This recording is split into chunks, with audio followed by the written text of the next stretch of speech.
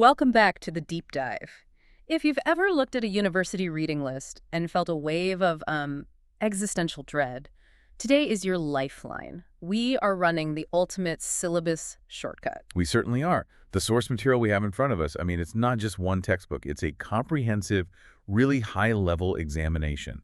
It covers the history of English literature, critical theory, political economy, post-colonial studies. And even the mechanics of linguistics. Right. It's basically a rapid-fire course in advanced humanities, all packed into one set of questions. Exactly. And our listener is looking to gain this knowledge quickly, but also, thoroughly. So the only way to do that is to treat this stack of information as a kind of roadmap. Our mission today is very specific. We're not just here to find the right answer. No, that would be too easy. We are going to treat every single option, the right one and the wrong ones, as a keyhole into a much larger universe of context. We are literally building an intellectual map, and we're prioritizing chronology and the competing viewpoints that are just inherent in these fields. That is the essential insight. These fields are defined by debate, by argument. And when we prioritize chronology, we get this crucial ability to see influence and reaction, understanding when something was published or enacted. Whether it's a law or a novel. Exactly. Yeah. It lets us see the precise intellectual climate that shaped its creation. It's all about context. Absolutely. Time is the bedrock, isn't it? It's the foundation upon which all the other knowledge rests. It gives you the crucial context for why an idea or a story mattered at that particular moment in history. Okay, let's unpack this. And we're going to start with a deep dive into the historical timeline that's embedded right here in our sources, because the 19th century kicks off with just an immediate clash of priorities. So we're jumping straight into a 19th century time capsule. Question 53 asks us to arrange 4 pretty foundational items in chronological order. And the works are deliberately blended. This is what makes it so interesting. It is. We have political acts right alongside literary and economic milestones. It's a perfect example of how disciplines that can seem totally separate, like, poetry and tax policy, are actually deeply intertwined. Let's focus really intently on those 4 items. They map out the early 19th century landscape, and they cluster so tightly around the end of the Napoleonic Wars. It was a period of just immense social volatility in Britain. Okay, so the 4 items are: Item 1, the Corn Laws were passed. Item 2, Mary Shelley's Frankenstein was published. A huge one. Item 3, Jane Austen's Emma published. And Item 4, David Ricardo's Principles of Political Economy published. The defining event here, I think, the one that really sets the stage for everything that follows, is the passing of the Corn Laws. That's Item Y in 1815. And to get their significance, you have to understand the immediate political reaction after Napoleon was defeated, right? Absolutely. These laws were designed purely to protect the economic interests of British landowners. They imposed these incredibly heavy tariffs on any imported grain. And the result? Artificially high food prices, especially the price of bread. Exactly. This wasn't some obscure bit of legislation. This was a direct driver of poverty and social tension. It forced the working poor and even the emerging industrial middle class to spend most of their income just on food. It became the most politically charged piece of legislation of the entire early 19th century. So it's the economic backdrop for the whole Romantic and Victorian periods. It's the fundamental injustice that fueled so much social critique later on. And here is where the chronological overlap becomes just astonishing. In the exact same year, 1815, we get the publication of Jane Austen's Emma. That's Item 3. Wow. When you place those 2 events side by side, you see this inherent friction, this tension between the public world and the private sphere. So the Corn Laws are ripping the social fabric of the country apart. And at the same time, Austen is meticulously portraying this small, contained, socially regimented gentry society in Highbury, a society that is largely insulated from, or you could argue deliberately ignoring, that immense political and economic upheaval happening right outside their windows. That's fascinating. The fact that Emma was published in a time of intense class warfare, it underscores how literature, even a seemingly light social satire, it often works as a commentary. Or, like you said, maybe a willful evasion of the political reality. Austen is focused on property and manners and lineage. And what are those? They are the consequences of the very wealth the Corn Laws were designed to protect. So the sequence has to start with those paired events in 1815. We have the political crisis, and third, the social portraiture. Right. And following very closely behind in 1817 is David Ricardo's Principles of Political Economy and Taxation. item 4. So Ricardo's observing all this economic volatility that was created by the war and the Corn Laws. Precisely. His book isn't just abstract theory. It's an attempt to systematize classical economics and explain how wealth is distributed. His foundational ideas on rent, value, distribution, his famous theory of comparative advantage, they were a direct intellectual response to the political crisis happening right outside his window. So we have the political reality in 1815, that's items I and third, followed by the foundational intellectual analysis, item 4, in 1817. And then capping off this incredibly tight sequence, in 1818, we get, Mary Shelley's Frankenstein, item 2. and here we find the cultural anxiety. Oh, absolutely. Frankenstein is arguably the first modern science fiction novel. It's just full of this profound anxiety about unchecked scientific progress, about hubris, and the alienation of the creator from their creation. So if you place it chronologically, it appears directly in the wake of this massive political and economic restructuring. And the systematization of industrial capitalism that Ricardo was writing about. Frankenstein did not appear in a vacuum. It showed up just as the forces of industrialization and the intellectual models justifying them were being formalized. The entire intellectual climate of those 4 years, 1815 to 1818, is just laid bare by this one question. It is. The correct order, I-342, is so much less about memorization and more about understanding how politics, economics, and romantic literature all converge to define the modern age. Okay. Let's move forward about a century. We've got another chronological challenge here, this time involving major American works. But this specific question, it introduces a necessary complication, one that really forces you to think critically. We need to arrange 4 works based on their publication sequence. We have Death of a Salesman, 2, The Grapes of Wrath, 3, The Old Man and the Sea, and 4, Moby Dick. And right away, the inclusion of Moby Dick is the ultimate analytical wrench in the works here. Yeah, it is, isn't it? If a question is framed as modern American literature, you might just assume all the works are from the 20th century. But Moby Dick was published way back in 1851. So it's firmly in the era of American Romanticism, Transcendentalism. It's nearly 100 years before the other 3. Exactly. This is a test of your canonical knowledge, not just your ability to sequence a few 20th century works. You have to spot the outlier. So if we lay these out on a timeline, what becomes clear is that Melville establishes the earliest possible anchor point. Precisely. We have to start with Favy Moby Dick in 1851. It is the defining epic of American ambition and obsession, really the spiritual precursor to everything else on that list. Okay, so with Melville anchored in 1851, let's isolate the 20th century works. Where do we start there? We start with 2, The Grapes of Wrath by John Steinbeck, which came out in 1939. This is squarely rooted in the Depression-era context. It's all about economic migration, the crushing betrayal of the American promise, social injustice, right on the cusp of World War II. And the timeline then takes us directly from the Depression into post-war anxieties. So next up is Death of a Salesman by Arthur Miller, which was published in 1949. And that functions as a defining post-war tragedy, doesn't it? It dissects the failure of the American dream in this new age of emerging corporate structures, consumerism, and the shift from, production to personality. Willy Loman. Willy Loman, exactly. And the final piece of the puzzle is The Old Man and the Sea by Ernest Hemingway, published in 1952. A very different feel to that one. Completely. This novella is often read as an allegory of persistence, of stoicism, of grace under pressure. Its concise, later style appears just as America was stabilizing into the Cold War years, and it offers such a stark contrast to the sprawling social realism of Steinbeck or the intense drama of Miller. So the true chronological sequence has to be 4 from 1851, then 2 from 1939, then I from 1949, and finally a third from 1952. That's it.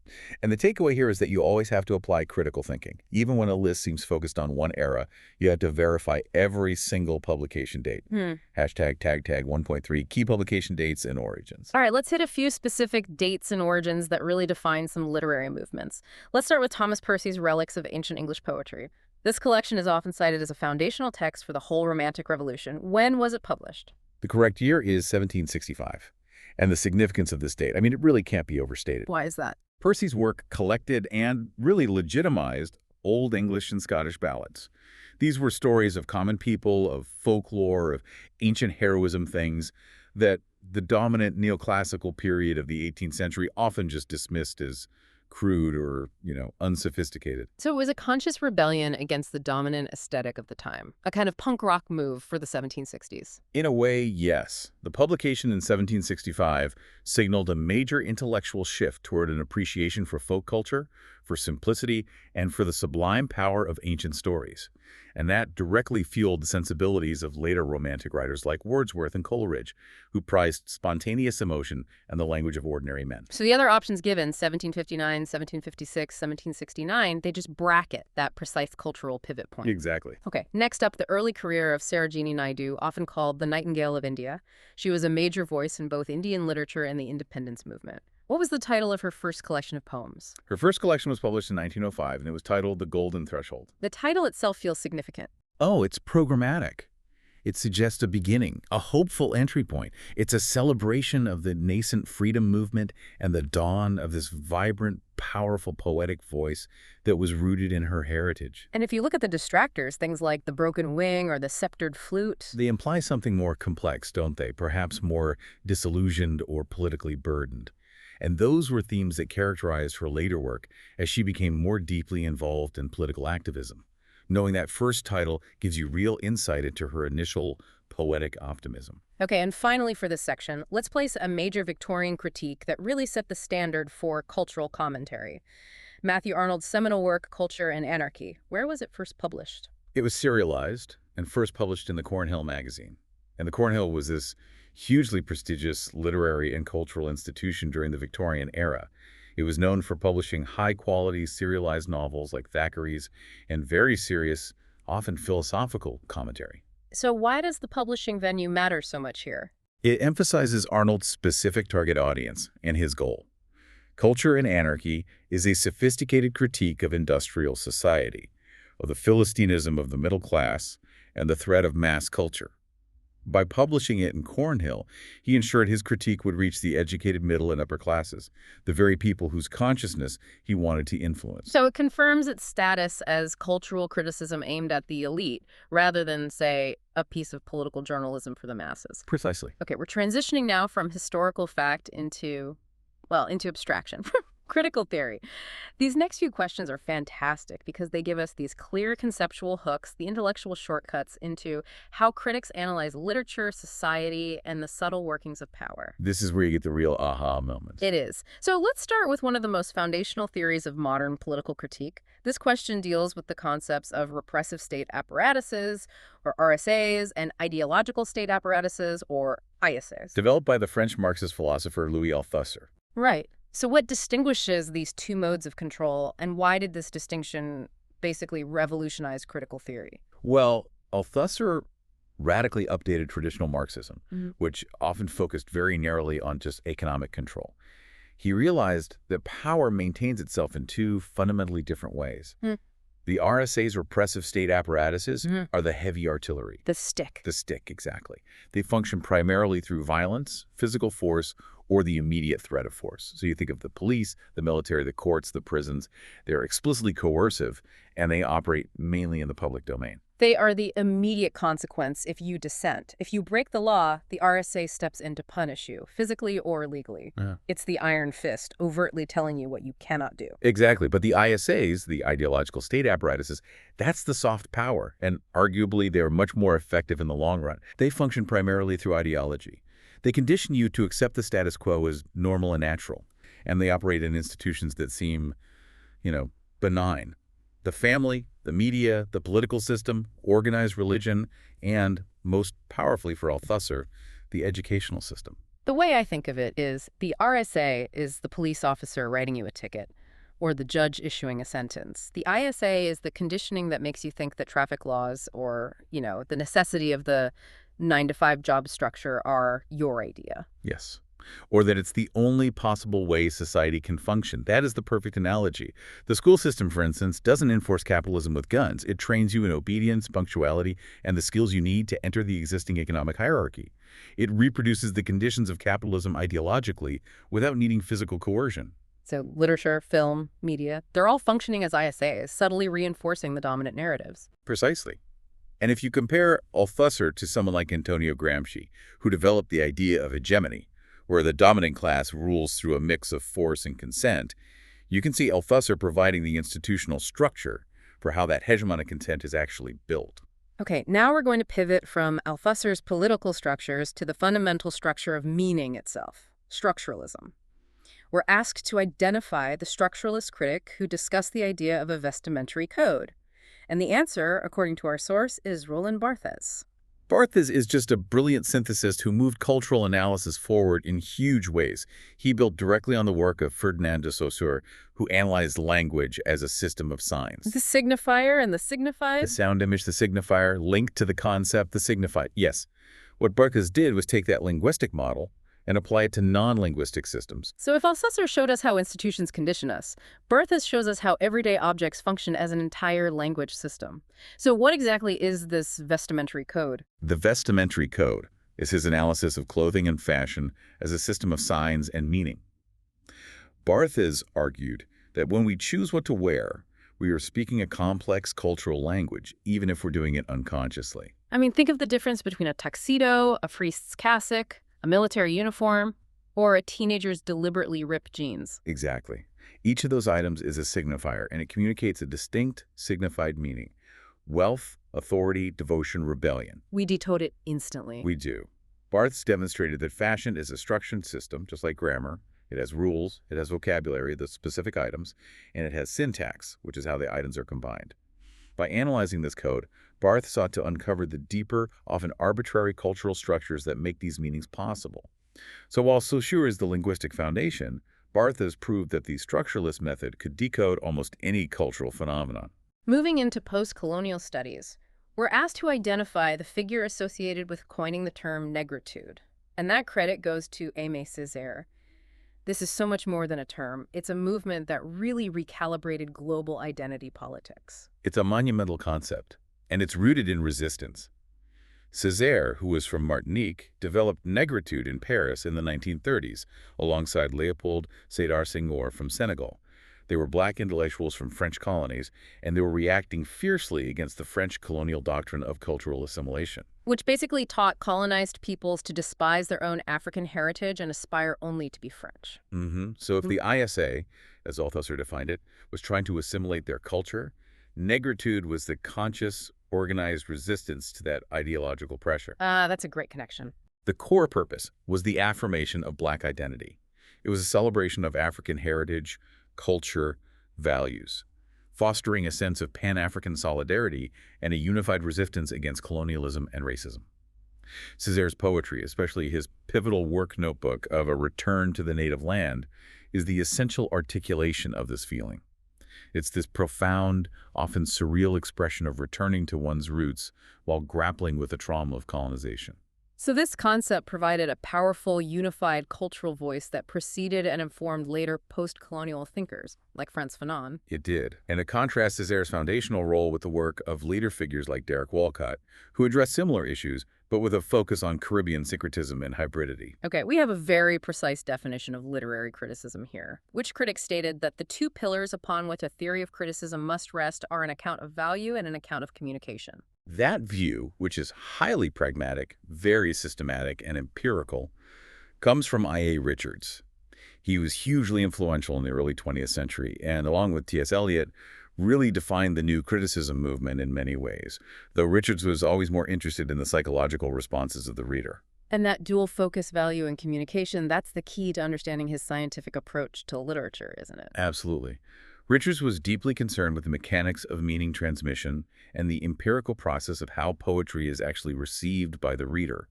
His famous work on practical criticism involved testing how students actually interpreted poetry, and it often revealed just wild misunderstandings. Which is why he needed a systematized account of communication. Yes, analyzing how rhetorical and linguistic devices actually work on the reader.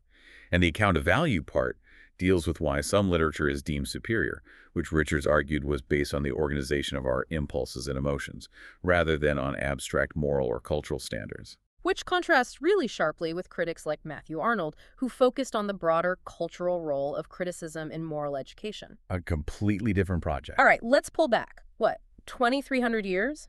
To one of the most ancient and enduring distinctions in Western thought.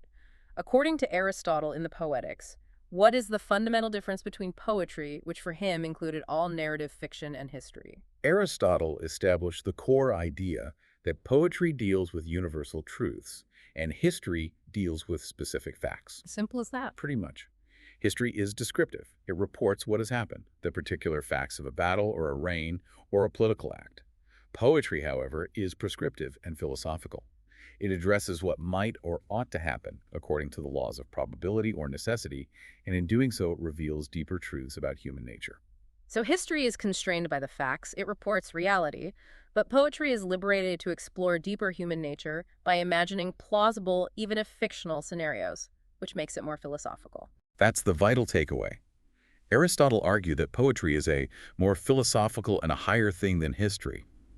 This doesn't mean history is worthless, of course, but the poetry carries greater intellectual weight because its truths are universal, applicable across different times and places. And this distinction remains absolutely vital today.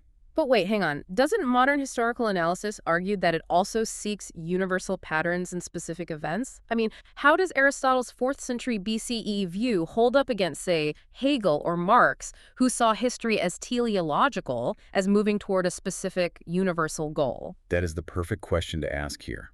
Hegel and Marx were dealing with history with a capital H, the unfolding of the world's spirit, or of class struggle, a macro narrative of universal movement.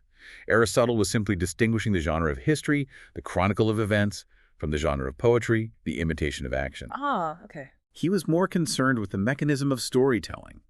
Even today, a historian, when they're documenting the American Civil War, has to stick to documented facts. A poet or a novelist, however, can create a composite character that embodies the universal experience of a soldier, thus achieving a different kind of truth that transcends specific dates and names. So Aristotle's distinction fundamentally defines the difference between fact and fiction. That's it. Okay, before we move to the mechanics of language, let's just synthesize what we've covered in theory. The big takeaway here seems to be that power isn't just physical force, it's also the subtle structure of our culture.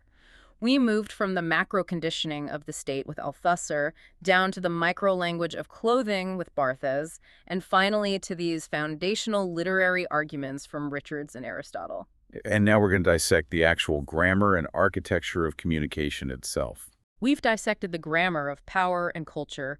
Now let's see how the masters of the literary canon use the very mechanics of language to build their most famous scenes and convey just overwhelming emotion. This section is going to appeal directly to the learner who's seeking that precise technical knowledge.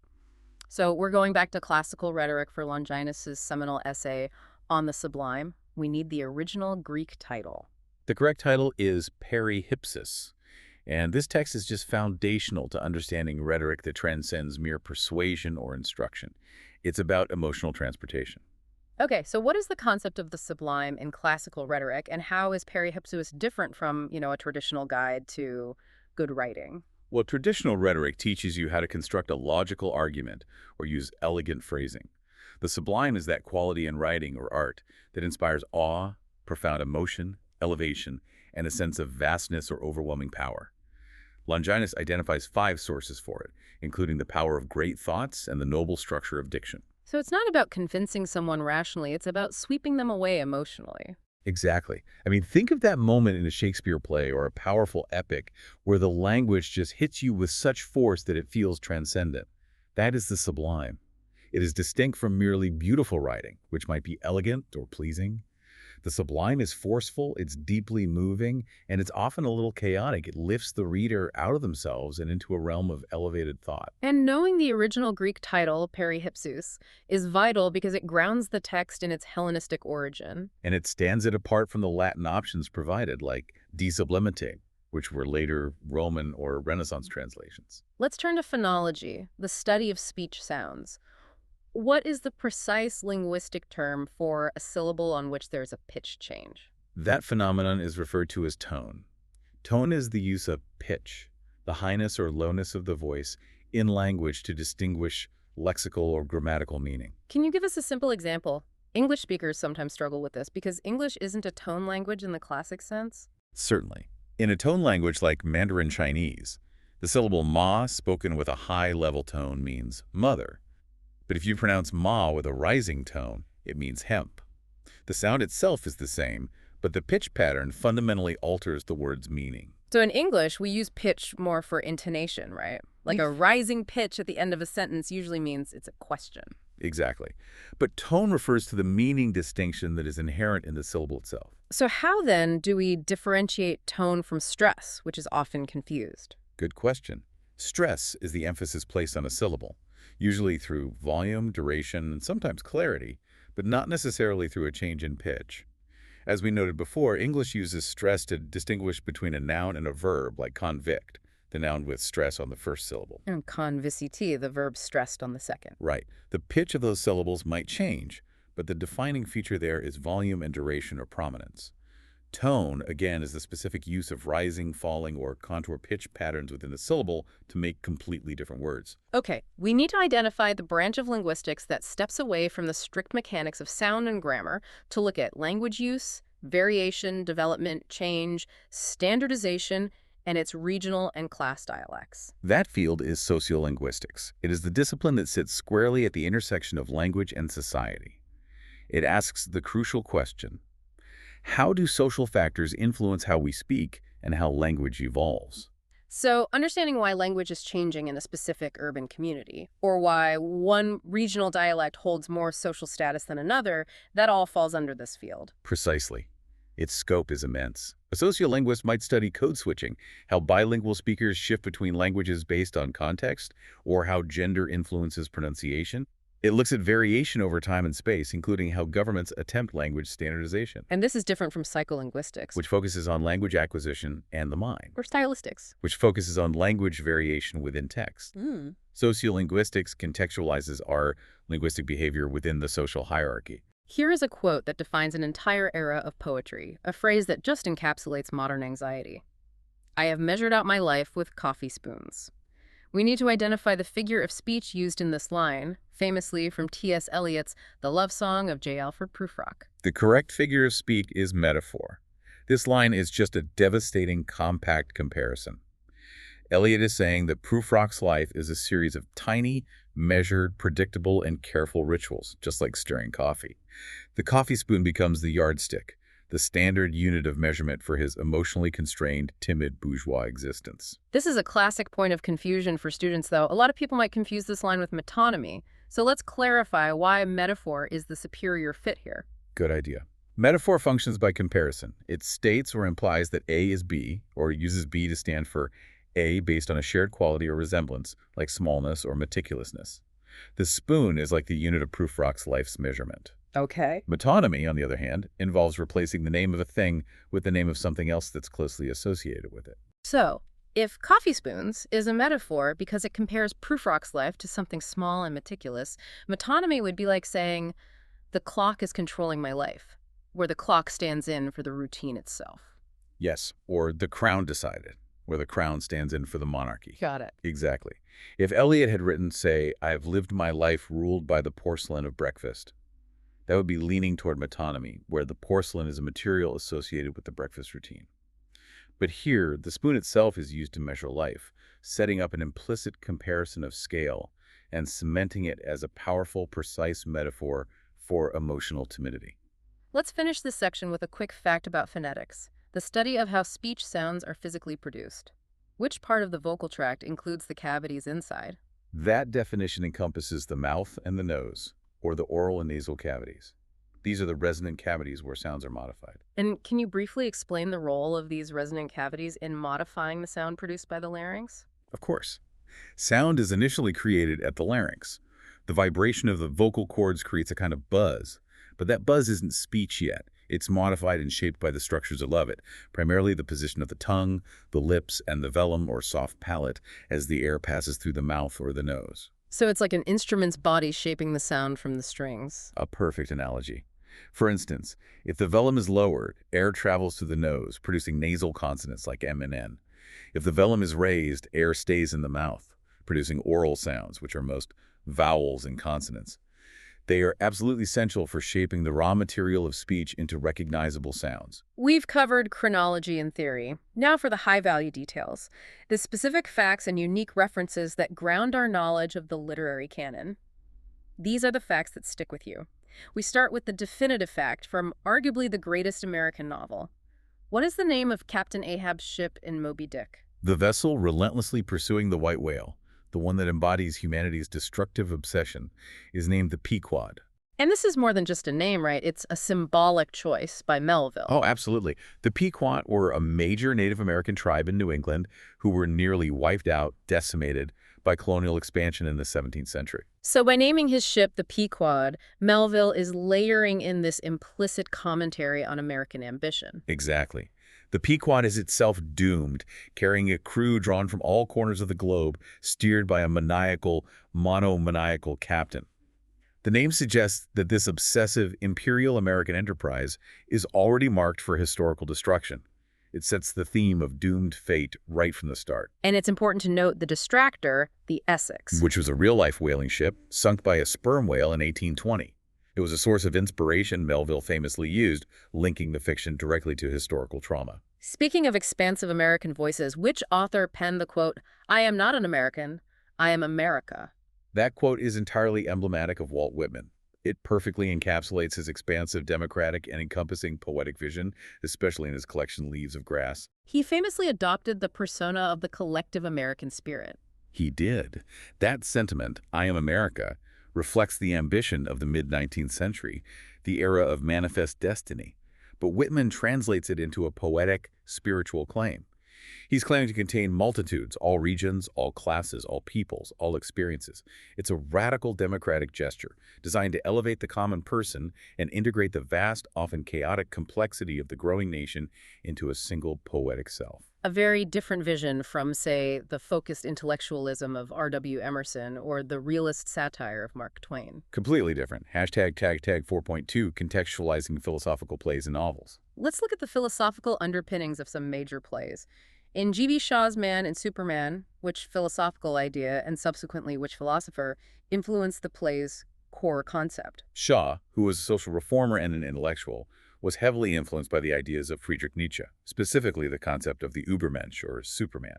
Shaw, however, adapted this concept away from Nietzsche's severe individualism and channeled it through his own dramatic lens. So how did Shaw adapt the Superman? What did that look like on stage? He adapted it into the concept of the life force, a powerful evolutionary drive inherent in nature that pushes humanity toward a higher level of existence to overcome the limitations of conventional morality. Shaw framed the play, which on the surface is a romantic comedy, as a vehicle to explore this really serious philosophical idea. So the romance is the hook for the philosophy. It is. In his interpretation, women, embodying the life force, instinctively seek to breed with the most capable men to drive this evolutionary process forward. So the pursuit of the hero, Tanner, isn't just romantic, it's biological destiny. Next, a specific detail that carries immense symbolic weight in Thomas Hardy's tragic novel, Tess of the D'Urbervilles. What is the name of Tess's ill-begotten child? The child's name's Sorrow, and Hardy's choice here is just deeply significant. This child, born out of Tess's rape and then dying so quickly, is a literal manifestation of the tragedy, the guilt, and the social ostracization that follows Tess throughout the novel. So the name isn't incidental at all. Not in the slightest. It's a literal symbol of her fate and the crushing moral judgment of Victorian society upon her. It embodies the misery imposed on the innocent by a rigid social code. And finally, D.H. Lawrence's modernist masterpiece, Sons and Lovers. Which chapter signifies Paul Morell's final stage of his emotional and psychological journey? The final chapter is named The Release. The release. Yes. The novel tracks Paul Morell's crippling, intense, binding psychological dependency, first on his mother, Gertrude, and then on his subsequent lovers, who are constantly measured against her. When his mother dies, Paul is initially just paralyzed by grief and loneliness. The release is that difficult, necessary, and painful emotional break he has to make from the psychological shadow of his past. So it's the moment he chooses life. It is. He chooses to move toward the lights of the city and embrace his own individuality, finally stepping away from the suffocating psychological weight of his family. Hashtag tag tag 4.3 literary connections and illusions. Okay, intellectual debts and illusions. They're the currency of advanced literary study. From whom did Jane Austen borrow the title Pride and Prejudice? The source material indicates an influence from Samuel Richardson, the pioneering 18th century novelist. And Richardson's moral seriousness and his pioneering of the epistolary novel writing through letters certainly shaped the landscape in which Austen was working. Particularly her focus on social mores and the constrained agency of women. Right. And Pride and Prejudice itself was a revision of an earlier manuscript called First Impressions. The shift in title from the specific initial judgment of first impressions to the broader moral qualities of Pride and Prejudice reflects the increasing moral and psychological depth Austen achieved. And that was possibly influenced by the ethical framework of someone like Richardson. Let's jump to the definitive modernist poem. What is the source of the epigraph of T.S. Eliot's The Wasteland? The epigraph, which famously features the tormented Sibyl of Cumae, is sourced from Petronius's Satyricon. The Sibyl, who was granted eternal life but not eternal youth, has shrunk and hangs in a cage, and she wishes only for death. Why is that ancient image the perfect entry point for The Wasteland? Because it perfectly sets the tone for the entire poem. The Wasteland is all about spiritual and cultural exhaustion, decay, and frustrated prophecy. The Sibyl symbolizes Western civilization itself. Ancient, worn out, unable to find renewal, and trapped by a history that offers no escape. So Eliot uses this classical allusion to elevate his contemporary critique of post-World War I Europe. He does. He's suggesting that the modern malaise is rooted in an exhaustion that spans millennia. Okay, and let's turn to early English drama. The Tragedy of Gorboduc. What is this play also known as? It is also known as Ferrex and Porrex, which are the names of the two princes whose rivalry leads to the tragedy. And its historical significance is huge. Enormous, because it's the first English tragedy written entirely in blank verse unrhymed iambic pentameter. This form, which was later mastered by Christopher Marlowe and William Shakespeare, was introduced to the English stage by this very play. So knowing both titles is essential for contextualizing the early development of English dramatic form. Hashtag 4.4, the color of rasa and the metaphor of the fox, Q30, Q35. Let's briefly touch on Indian aesthetics, which often appears in these comprehensive exams, specifically the concept of rasa, or aesthetic flavor. What is the color and deity associated with Shat rasa, which is peace or tranquility? Shat rasa is associated with the color white and the deity Vishnu. The concept of rasa, which originates in the Natya Shastra, refers to the aesthetic emotion evoked in the audience. White symbolizes purity, serenity, and calm, which is a perfect fit for tranquility. And Vishnu. Vishnu is often associated with the maintenance of cosmic order and equilibrium, which reinforces that theme of stability and peace. Okay, and finally, in Wool Soyinka's seminal play, The Lion and the Jewel, the metaphor of the fox is associated with which character? The fox metaphor is associated with the character Sidi. Soyinka's play explores the conflict between tradition, represented by Baroka, the lion, and modernity. The fox is a metaphor for cunning, for cleverness, and sometimes for vanity qualities that are embodied by Sidi as she navigates the intentions of the elderly village chief and the westernized schoolteacher, Lakunle. So she's trying to maintain her position of beauty and independence in this shifting cultural landscape. Exactly. All right, our final stretch involves synthesizing information from these complex matching questions. These questions are often the most challenging because they demand deep comparative knowledge across texts and sometimes across vastly different theoretical frameworks. They push you to find the intended thematic connections, even when the sources sometimes present unexpected or even, scholarly misalignments. This first list matches quotes about desire, movement, and human connection to major 20th century poems. We need to analyze the conceptual logic behind the pairings, even the ones that seem a bit challenging. Right. So the pairings provided in the study material are: first, desire itself as movement is matched with Dover Beach. Second, consume my heart away, sick with desire, is matched with hawk roosting. Ooh. Third, now I hold creation in my foot is matched with Burnt Norton. And fourth, love, let us be true to one another is matched with sailing to Byzantium. Okay, let's start with the most glaring misalignment, the one that makes you double take. The line, love, let us be true to one another, is the central human appeal for stability in Matthew Arnold's Dover Beach. It is. It's the desperate human response to the terrifying loss of faith that Arnold describes. Yet the source pairs it with Yeats's Sailing to Byzantium. So why would a comprehensive exam make that kind of error? Or is there some intended thematic leap we're supposed to make? I think the likely thematic link is the search for something permanent outside of mortal decay. Sailing to Byzantium is Yeats's search for an eternal artifice, a place where art is immune to the dying generations of the natural world. And Arnold's plea is also a search for permanence human fidelity. In a world stripped of religious certainty. Exactly. Both quotes are desperate responses to spiritual or physical decay. By pairing them, the question designer forces you to see a similar emotional state, even across two very different poets. Okay, what about the other pairings? The stark, aggressive line, "Consume my heart away, sick with desire," is well matched with Ted Hughes's visceral poem, Hawk Roosting. That poem is narrated by a predator expressing absolute, ruthless, unchecked power. The consuming nature of desire aligns perfectly with the primal, unchecked will celebrated by the hawk. It's a strong thematic connection. And the final two, now I hold creation in my foot, which embodies the sense of omnipotence and control, is paired with T.S. Eliot's Burnt Norton.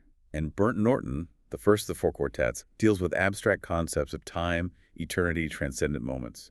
This quote, which emphasizes a moment of stillness and godlike control over the universe, aligns with the poem's intense, controlled imagery in its search for a moment outside of time. And the first one, desire itself is movement, matched to Dover Beach. That pairing emphasizes the poem's thematic tension between human striving, the movement of desire, and the calm indifference of the sea, which represents stillness and loss. So the lesson here is that in these complex exams, you have to be ready to recognize both the famous direct line and the abstract thematic connection the examiner might be forcing you to make. You have to think on multiple levels. This next list matches 4 evocative quotes, all highly elusive to the major works they either reference or resemble. These pairings are just masterful in showing the foundational nature of the Western canon for high modernism. The connections are, first, surely some revelation is at hand is matched to the second coming. Second, who are these coming to the sacrifice is matched to Ode on a Grecian urn. Third, if I were a dead leaf thou mightest bear is matched to Ode to the west wind. And fourth, I will show you fear and a handful of dust is matched to the wasteland. Eliot's The Wasteland is a text built entirely on allusion, and the quotes selected here show his literary debts brilliantly. Let's trace that influence. Let's take the first line, surely some revelation is at hand. This is a direct, albeit slightly altered, quote from Yeats's apocalyptic poem, The Second Coming. The connection links Eliot's sense of cultural collapse and coming doom directly to Yeats's vision of a rough beast slouching toward Bethlehem. It confirms that the modernist sense of despair was a shared intellectual project. It absolutely was. Then the next line, who are these coming to the sacrifice, perfectly evokes the central static mystery explored in Keats's Ode on a Grecian urn. Keats is describing a scene frozen in time on a vase, right? Forever posing the unanswerable question of the silent ceremony depicted. And the quote captures that awe and that philosophical pause that classical form inspires. The allusion shows how modernists look back to the Romantic tradition for moments of profound aesthetic contemplation. And the Shelley reference is absolutely unmistakable. If I were a dead leaf, thou mightest bear perfectly captures the elemental longing and vast scale of P.B. Shelley's Ode to the West Wind. Shelley often identifies himself with the natural forces of the universe, asking to be dispersed and reborn by nature. This quote expresses that desire for transformation and vastness. And the final quote, I will show you fear and a handful of dust, is one of the most memorable and haunting lines from Eliot's The Wasteland itself. From The Burial of the Dead. Right, dealing with psychic and spiritual sterility, this list really reinforces how modernist poetry relies fundamentally on the listener's deep knowledge of the preceding Western canonical tradition. Our final matching question is the most conceptually complex. It's blending disparate fields. Indian poetics, Western literary theory, and Western psychology. This is where we need to prioritize conceptual clarity over what the source material presents as a possibly flawed match. This is a tough one. We have the following intended connections in the source. 1. Chitrakavya is connected to Bharat Muni. 2. Payanikam, which is fear or terror, is connected to Carl Jung. 3. Affective stylistics is connected to Ananda Vartana. 4. Racial memories is connected to Stanley Fish. This feels like a serious brain scramble for any student. Let's first define the key concepts and their accepted lineage, and then address the source's unconventional pairings. Good plan. Let's start with the clearest pairing. Chitrakavya, which is ornamental or decorative poetry, lacking deep suggestive meaning, is appropriately paired with Bharat Muni, the foundational figure of Indian aesthetics, who is traditionally credited with the Natya Shastra, the text that establishes the rasa system. Okay, that would make sense. Now for the confusing ones, the concepts of affective stylistics and racial memories seem misplaced. They do, absolutely. Affective stylistics is a major school of reader response theory in the West, popularized by the American theorist Stanley Fish. It emphasizes the process of reading and how a text affects the reader over time. So, conceptually, effective stylistics should be paired with Stanley Fish. Yes, and conversely, the concept of racial memories, or more accurately, the collective unconscious or archetypes, is fundamentally the domain of the Swiss psychologist Carl Jung. Right. Archetypes are primal, universal patterns like the shadow or the hero that manifest across all cultures and art. That aligns conceptually with the universal emotional drive of a rasa like Payanakam, which is fear or terror. But the source forces these pairings.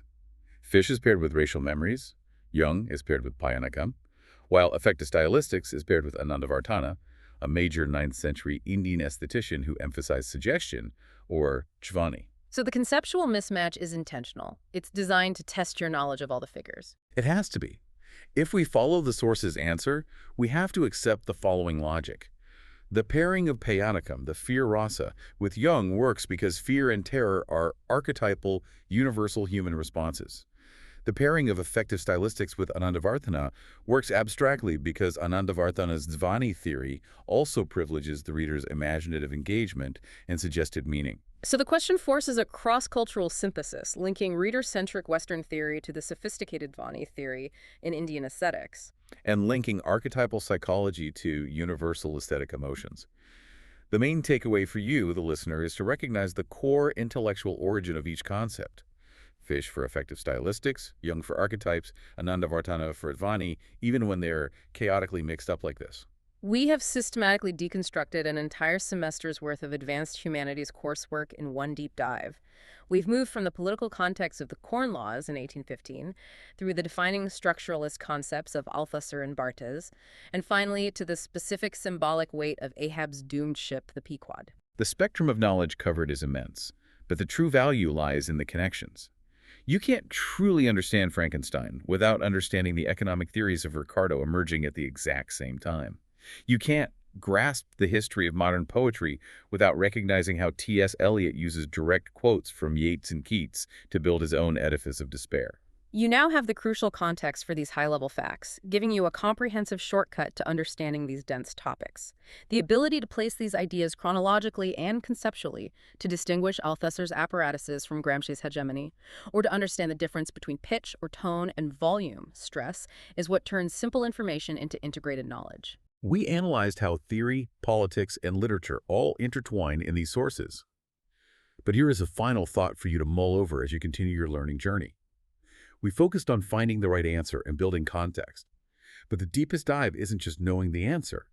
It's understanding why the wrong options were chosen as distractors. When an examiner pairs a 19th century quote with a 20th century poem, or a contemporary theory with an ancient figure, what assumptions about knowledge and literature do those wrong answers reveal about the field itself? Is the field testing knowledge of canonical lineage, or is it just thematic similarity? That is the real puzzle that lies beneath the syllabus.